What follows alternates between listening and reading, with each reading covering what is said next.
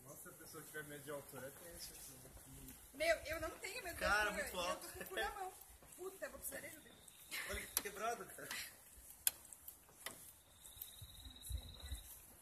O que acontece comigo? Deixa eu me estabilizar, né? Aí você trava. Peraí, você perde em embalo? Sim. Cara, é muito alto. Cala a boca, será? Quer ajuda, gente? Olha ali, velho.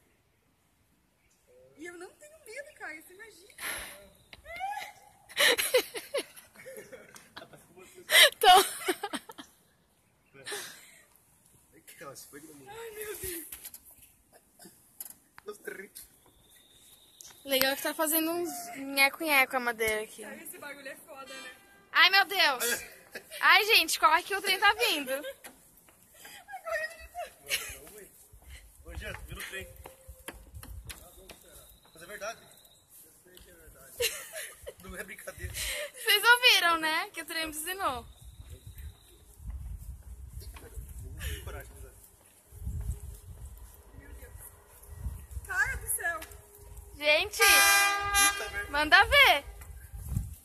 Dá tempo, será? Dá, agora vai ter que dar. Já tá no meio.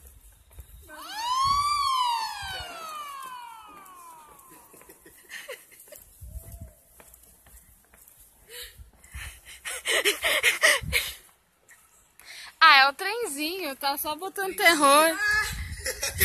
Aê! Ai, que eu caí pra sair. Ficou no meio. Ficou no meio do bagulho. Fala, Jean. Puta, vai ficar. Ai, meu caralho.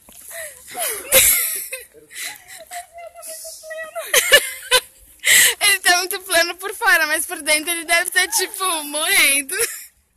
Ai, gente, o trenzinho até parou, que dó.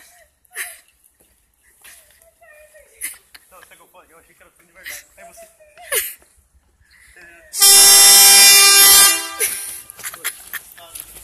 Ai, que vergonha alheia.